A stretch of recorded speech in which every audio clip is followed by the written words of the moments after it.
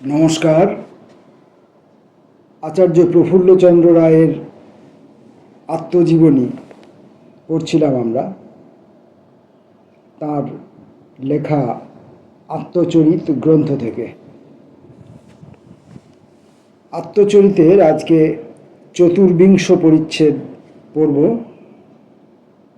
1860 ও তৎপরবর্তীকালে বাংলার গ্রামের আর্থিক অবস্থা, এই শিরোনামে আজকের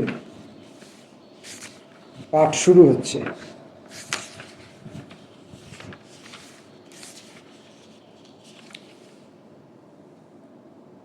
এই ধরনের অনুসন্ধান কার্য শহরে করা যায় না। পুঁথিপত্র কাগজে এসব সংবাদ পাওয়া যায় না। দেশের সর্বত্র ভ্রমণ করিয়া এসব তথ্য জানিতে হইবে অথবা অজ্ঞই থাকিতে হইবে। 10,000 গ্রন্থে পরিবৃত হইয়াও কোনো ফল হইবে না।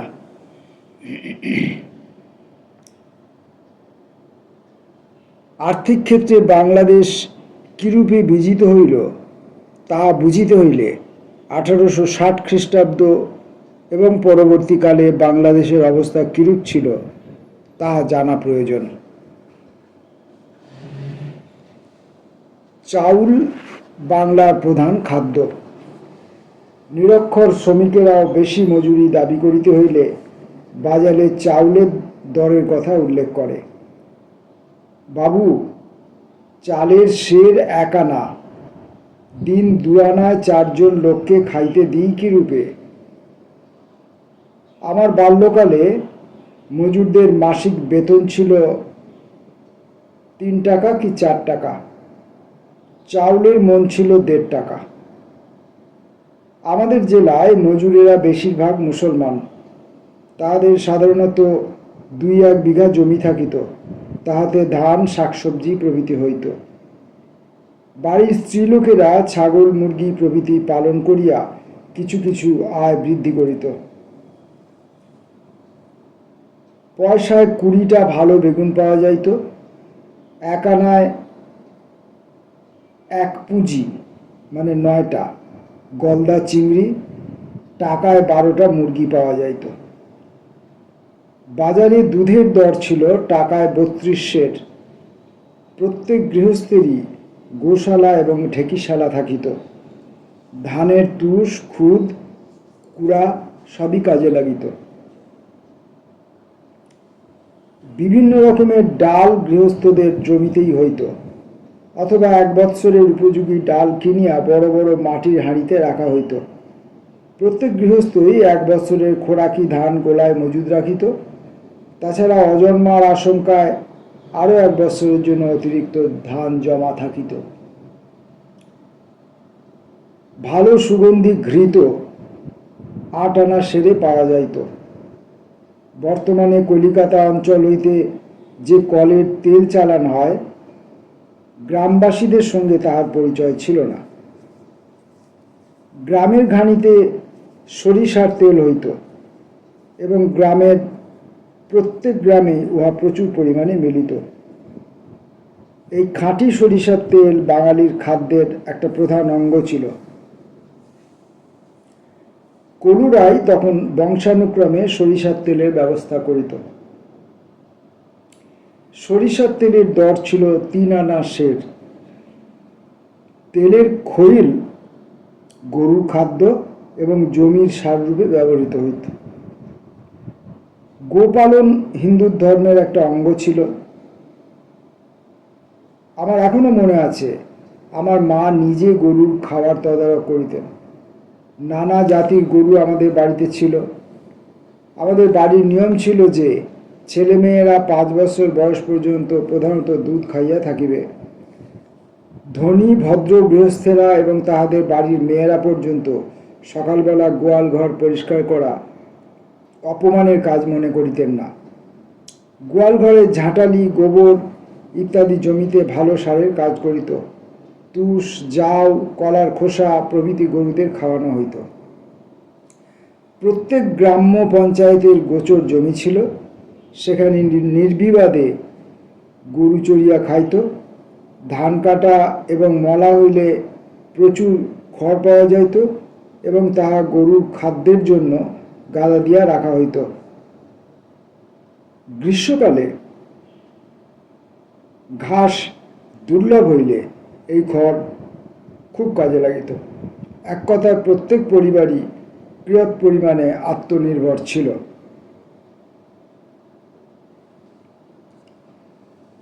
এখনকার মতো সাবানের এত প্রচলন ছিল না। বড় লোকেরাই কেবল ইহা ব্যবহার করিতেন। কাপড় কাচা প্রভৃতির জন্য সাজি মাটির খুব প্রচলন ছিল। গরিব গৃহস্থেরা কলা পাতার খাড়ের সঙ্গে চুন মিশাইয়া গরম জলে সিদ্ধ করিয়া কাপড় ধুইত। ঢাকাতে এক প্রকারের গোলা সাবান হইত। পর্তুগিজেরা ঢাকায় 1600 শতাব্দীতে বসতি করে। তাদের নিকট হইতে সম্ভবত লোকে এই সাবান তৈরি করার কৌশল শিখিয়াছিল। বাংলা ও হিন্দি সাবান খুব সম্ভব পর্তুগিজ সাবন হইতে আসিয়াছে। বাংলার নৌবাণিজ্য তখন কোষ, বালাম, সোদপুরি প্রভৃতি নানা প্রকারের দেশি নৌকা যোগে হইত। যাত্রীবাহী নৌকা সম্ভবত স্বতন্ত্র রকমের ছিল। বজরাতে বড় লোকেরা যাইতেন, সাধারণ লোকে পানসি, তাপুরি প্রভৃতিতে চড়িত।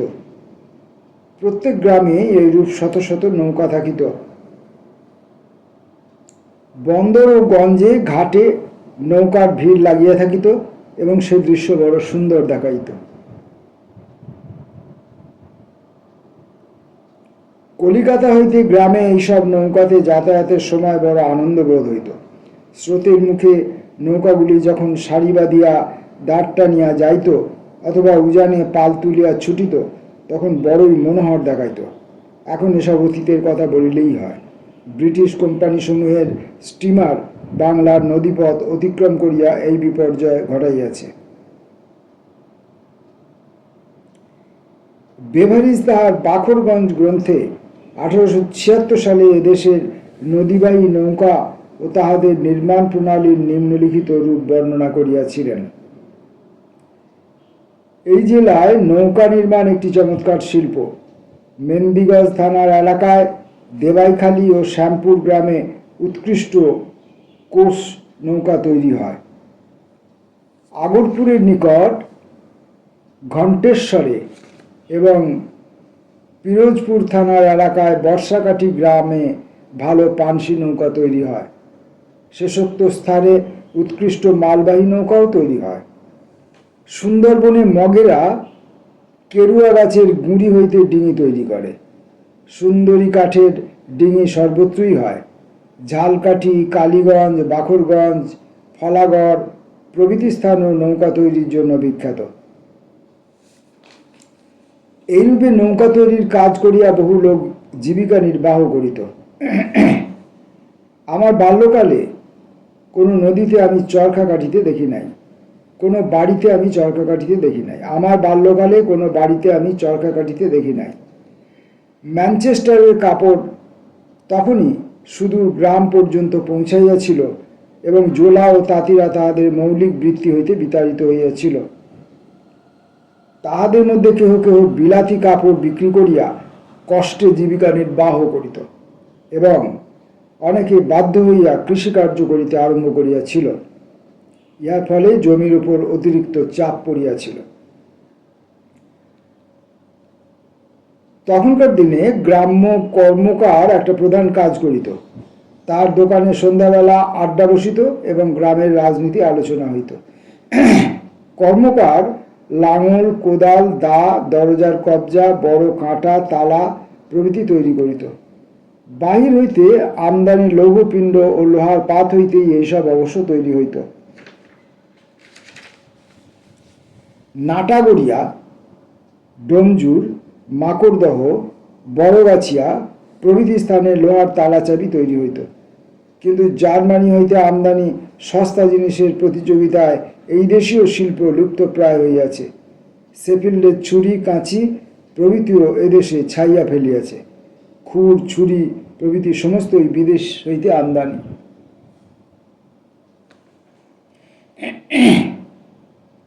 চাউলের পরে গুড় ও চিনি যশোহরের সর্বাপেক্ষা প্রধান শিল্প ছিল। খেজুর রস হইতে প্রধানত গুড় ও চিনি হইত। বর্তমানে জাভা হইতে আমদানি সস্তা চিনির প্রতিযোগিতায় এদেশে চিনি শিল্প লোপ পাইতে বসিয়াছে।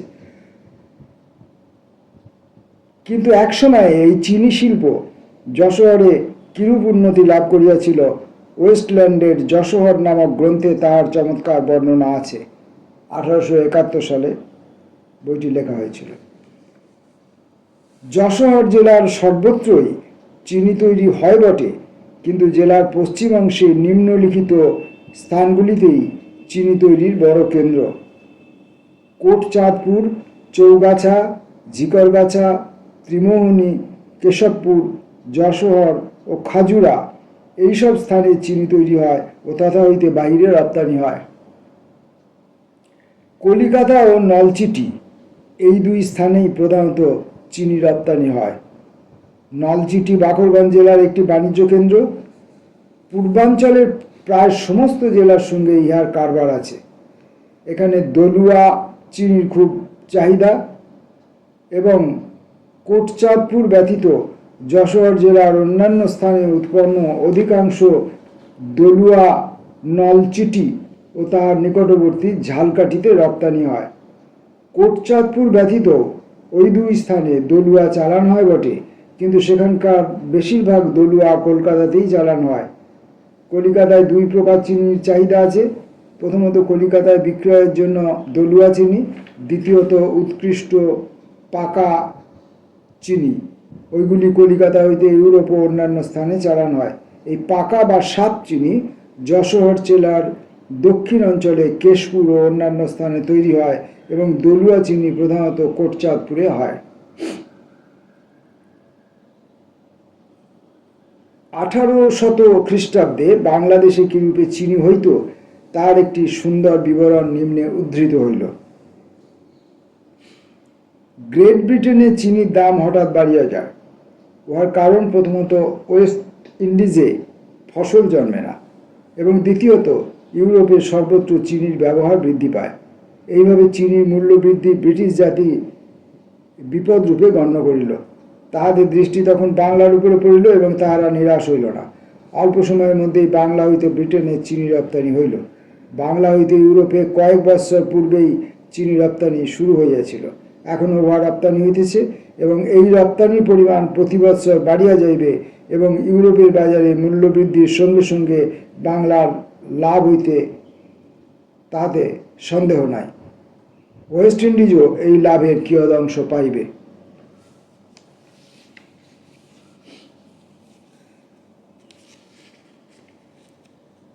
বেনারস হইতে রংপুর, আসামের প্রান্ত হইতে কটক পর্যন্ত বাংলা ও তৎসংলগ্ন প্রদেশে প্রায় সকল জেলায় আখের চাষ হয়। বেনারস, বিহার, রংপুর, বীরভূম, বর্ধমান, মেদিনীপুরেই আখের চাষ হয়। বাংলাদেশে প্রভূত পরিমাণে চিনি উৎপন্ন হয়। যত চাহিদাই হোক না কেন, বাংলাদেশ তদনুরূপ চিনি যোগাইতে পারে বলিয়া মনে হয়। বাংলার প্রয়োজনীয় সমস্ত চিনি বাংলাদেশই তৈরি করে এবং উৎসাহ পাইলে বাংলা ইউরোপকেও চিনি যোগাইতে পারে। বাংলায় খুব সস্তায় চিনি তৈরি হয়। বাংলার যে মোটা চিনি বা দলুয়া তৈরি হয় তার ন্যায় ব্যয় বেশি নয়, হন্দর প্রতি 5 শিলিংয়ের বেশি নয়। উহা হইতে কিছু অধিক ব্যয়ে চিনি তৈরি করা যাইতে পারে। ব্রিটিশ ওয়েস্ট ইন্ডিজে তার তুলনায় 6 গুণ ব্যয় পড়ে। দুই দেশের অবস্থার কথা তুলনা করিলে এইরূপ ব্যয়ের তারতম্য আশ্চর্যের বিষয় বোধ হইবে না। বাংলাদেশে কৃষিকার্য অতি সরল স্বল্প ব্যয় সাধ্য প্রণালীতে চলে। অন্যান্য বাণিজ্য প্রধান দেশ হইতে ভারতে জীবনযাত্রার ব্যয় অতি অল্প। বাংলাদেশে আবার ভারতের অন্যান্য সকল প্রদেশ হইতে অল্প। বাঙালি কৃষকের আহার্য বেশভূষার ব্যয় অতি সামান্য। শ্রমের মূল্য সেই জন্য খুব কম। চাষের যন্ত্রপাতি সস্তা। গো মহিষাদি পশুও সস্তায় পাওয়া যায়। শিল্পজাত তৈরি করার জন্য কোনো বহু ব্যয়সাধ্য যন্ত্রপাতির দরকার হয় না। কৃষকেরা খড়ের ঘরে থাকে। তাদের যন্ত্রপাতি উপকরণের মধ্যে একটিমাত্র সহজ জাঁতা কয়েকটি মাটির পাত্র। সংক্ষেপে তাহার সামান্য মূলধনেরই প্রয়োজন হয় এবং উৎপন্ন আখ ও গুড় হইতেই তাহার পরিশ্রমের মূল্য উঠিয়া যায় এবং কিছু লাভও হয়। Colebrooke remarks on the husbandry and internal commerce of Bengal. এই কথাগুলি প্রায় 130 বছর পূর্বে লিখিত হইয়াছিল এবং যে বাংলাদেশ এই কালে সমস্ত পৃথিবীর বাজারে চিনি যোগাইত, তাহাকেই এখন চিনির জন্য জাভার উপর নির্ভর করিতে হয়। উন্নত বৈজ্ঞানিক কৃষি প্রণালীর ফলে কিউবা ও জাভা এখন অত্যন্ত সস্তায় চিনি রপ্তানি করিয়া পৃথিবীর বাজার ছাইয়া ফেলিয়াছে। বর্তমানে 1928 থেকে 29 জাভা হইতে ভারতে বৎসরে প্রায় 15-16 কোটি টাকার চিনি আমদানি হয় এবং এই চিনির অধিকাংশ বাংলাদেশি ক্রয় করে। বর্তমান সময়ে চিনি এদেশেই প্রধানত প্রস্তুত হইতেছে। অতিরিক্ত শুল্ক বসাইয়া জাভার চিনি একেবারে বন্ধ হইয়াছে, কিন্তু তাহাতে বাংলার কোনো লাভ হয় নাই। এই চিনি বিহার ও উত্তর পশ্চিমাঞ্চল হইতে আমদানি হয়, সুতরাং বাংলার টাকা বাংলার বাহিরে যায়। পাট এখন বাংলার, বিশেষত উত্তর পূর্ববঙ্গের প্রধান ফসল। 1860 সালে কোঠায় পাট যশোহরে অল্প পরিমাণ উৎপন্ন হইত এবং তাহা গৃহস্থের দড়ি, বস্তা প্রভৃতি তৈরি করার কাজে লাগিত। এইসব জিনিস হইতে সুতা কাটিয়া তৈরি হইত। এইসব জিনিস হাতেই সুতা কাটিয়া তৈরি হইত।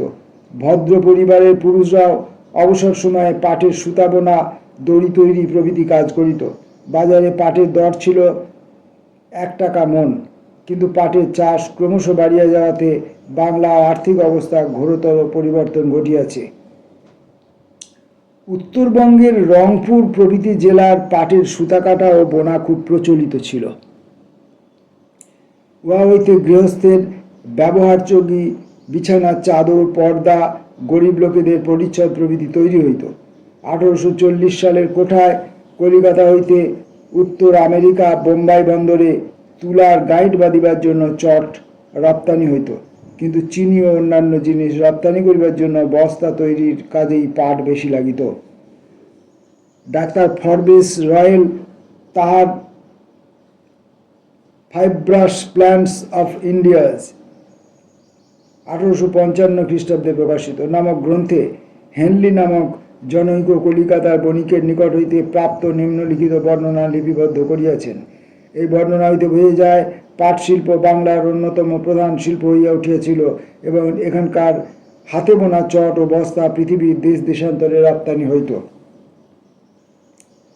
পাট হইতে যে সমস্ত জিনিস তৈরি হইত তার মধ্যে চট ও চটের বস্তাই প্রধান। নিম্নবঙ্গের পূর্বাঞ্চলের জেলাগুলির ইহাই সর্বাপেক্ষা প্রধান গার্হস্থ শিল্প। সমাজের প্রত্যেক সম্প্রদায় ও প্রত্যেক গৃহস্থই এই শিল্প নিযুক্ত থাকিত। পুরুষ, স্ত্রীলোক, বালক, বালিকা সকলেই এই কাজ করিত। নৌকার মাঝি, কৃষক, বেহারা, পরিবারের ভৃত্য প্রভৃতি সকলেই অবসর সময়ে এই শিল্পে নিযুক্ত করিত। বস্তুত প্রত্যেক হিন্দু গৃহস্থই অবসর সময়টুকু টাকু হাতে পাটের সুতা কাটিত। কেবল মুসলমান গৃহস্থেরা তুলার সুতা কাটিত। এই পাটের সুতা কাটা ও চট বোনা হিন্দু বিধবাদের একটা প্রধান কাজ ছিল। এই হিন্দু বিধবারা অবজ্ঞাত, উপেক্ষিত, বিনম্র, চিরসহিষ্ণু। আইন তাহাদিগকে চিতার আগুন হইতে রক্ষা করিয়াছে বটে, কিন্তু সমাজ তাহাদিগকে অবশিষ্ট কালের জন্য অভিশপ্ত সন্ন্যাসী জীবন যাপন করিতে বাধ্য করিয়াছে। যে গৃহে একদিন সে হয়তো কর্ত্রী ছিল, সেই গৃহেই এখন সে কৃতদাসী। এই পাট শিল্পের কল্যাণেই তাহাদিগকে পরের গলগ্রহ হইতে হইতেছে না। ইহা তাহাদের অন্ন সংস্থানের প্রধান উপায়। পাট শিল্পজাত যে বাংলায় এত অল্প ব্যয়ে প্রস্তুত হয়, সেই সমস্ত অবস্থায় তাহার প্রধান কারণ এবং সুলভ মূল্য হওয়াতেই বাংলার পাট শিল্পজাত সমস্ত পৃথিবীর দৃষ্টি আকর্ষণ করিয়াছে। Wallace, the romance of jute. ইহা হইতে বোঝা যাইবে যে হাতে তৈরি পাট শিল্প বাংলার কৃষক ও গৃহস্থদের একটি প্রধান গৌণ শিল্প ছিল। 1850-51 সালে কলিকাতা হইতে 21,59,782 টাকার চট ও বস্তা রপ্তানি হইয়াছিল। বাংলার পাট এখন চাউলের পরেই প্রধান কৃষিজাত পণ্য, কিন্তু বাঙালিদের ব্যবসা বাণিজ্য ব্যর্থতা অক্ষমতার দরুন পাট হইতে যে প্রভূত লাভ হয় তার বেশিরভাগই ইউরোপীয়, আরমানি বা মারোয়ারি বণিকদের উদরে যায়। প্রকৃত অবস্থা সম্বন্ধে অনভিজ্ঞ একজন বিদেশি পাঠক হয়তো মনে করিতে পারে ব্যবসায়ীদের এইরূপ বিপুল লাভের টাকাটা বাঙালিরই পায়, কিন্তু তাহা সত্য নয়। কেউ কেউ বলিয়া থাকেন যে পাটের কল কোম্পানিগুলির অধিকাংশ অংশীদার ভারতবাসী। তাহারা ভারতবাসী বটে, কিন্তু তাহাদের মধ্যে অধিকাংশই বাঙালি নয়। অবশ্য এই কথা অস্বীকার করা যায় না যে পাট বিক্রয়ের টাকার একটা প্রধান অংশ কৃষকরাও পায়। যেসব জমিতে পূর্বে কেবল ধান চাষ হইত, সেই সব জমিতে বিশেষভাবে ত্রিপুরা, ময়মনসিংহ, ঢাকা, পাবনা, ফরিদপুর প্রভৃতি জেলায় এখন পাট উৎপন্ন হয়। যেখানে যত জমি পাওয়া যায় তাই পাট চাষের কাজে লাগানো হইতেছে। দুর্ভাগ্যক্রমে গোচারণ তথা দুগ্ধ সরবরাহর পক্ষে ইহা অত্যন্ত ক্ষতিকর হইতেছে।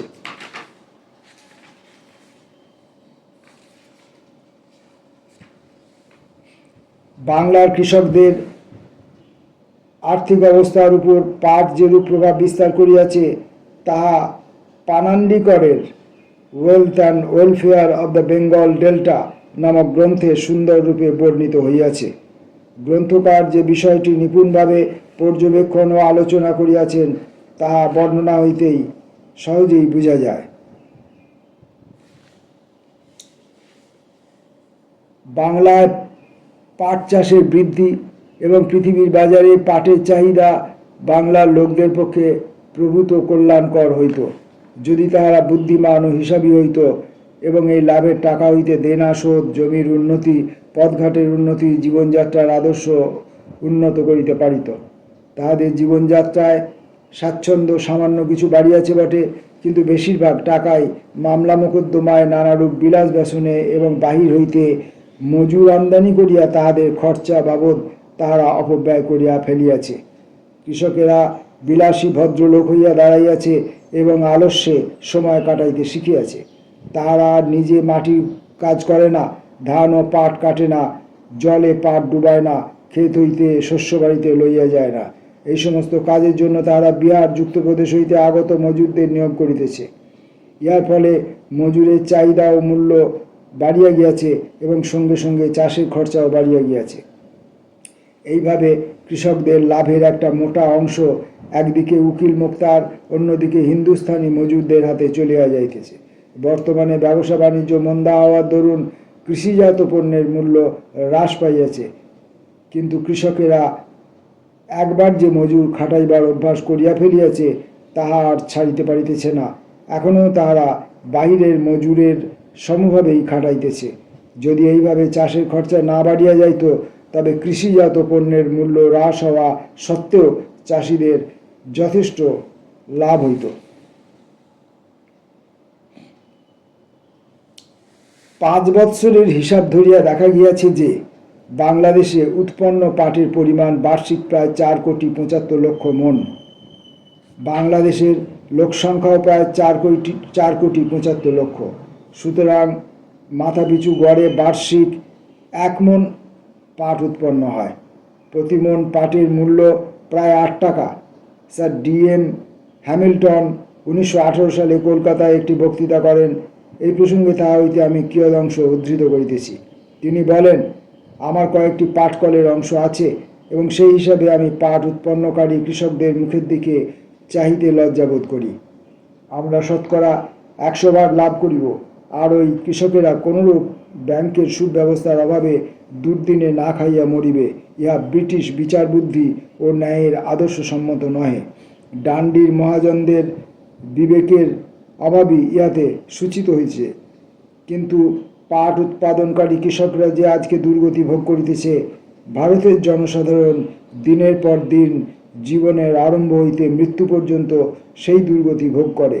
এই অবস্থা আর বেশি দিন সহ্য করা যাইতে পারে না এবং এতদিন যে সহ্য করা হইয়াছে ইহা ব্রিটিশ শাসনের পক্ষে সুনাম নহে। ভারতের অধিবাসীরা এইভাবে চির অভাবগ্রস্ত হইয়া ও ঋণের পাথর গলায় বাঁধিয়া দেহ ও আত্মা কোনো কিছুর উন্নতি করিতে পারিবে, এইরূপ চিন্তা করাই মূর্খতা।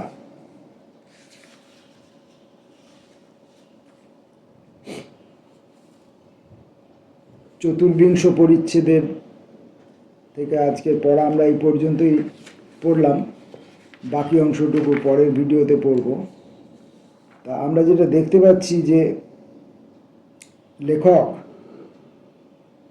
অধ্যাপক প্রফুল্লচন্দ্র রায় কিভাবে সমাজ, মানুষের জীবন এবং সমাজ অর্থনীতি প্রভৃতির দিকে কীরকমভাবে নিরীক্ষণ সুলভ দৃষ্টিভঙ্গি রেখেছিলেন।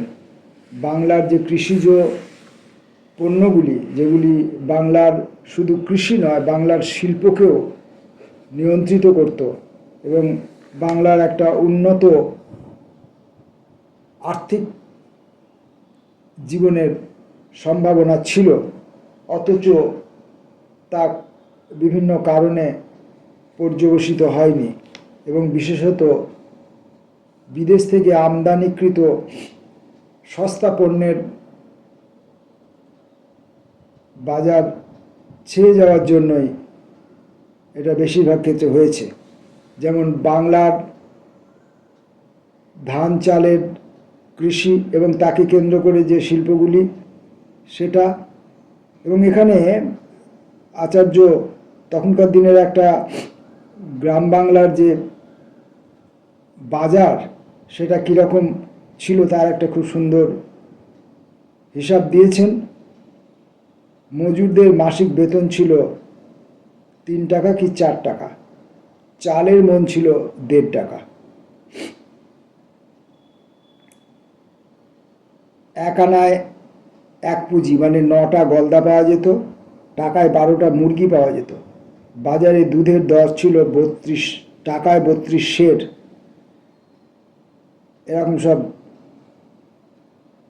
যেমন ভালো সুগন্ধি ঘৃত পাওয়া যেত 8 আনা সেরে। এরকম সব সর্ষের তেলের দর ছিল 3 আনা সের। এরকম হিসাব দাখিল করেছেন তিনি তার লেখার মধ্য দিয়ে। ধান চাল ইত্যাদির পরেই আমাদের গোপালন এবং তাকে কেন্দ্র করে দুধ এবং গরুর থেকে যে উপজাত দ্রব্য, তা থেকে আমাদের কৃষিজ সার ইত্যাদির কথা উল্লেখ করেছেন। বাংলায় নৌশিল্পের কথা উল্লেখ করেছেন এবং গুড় ও চিনি, অর্থাৎ একই সঙ্গে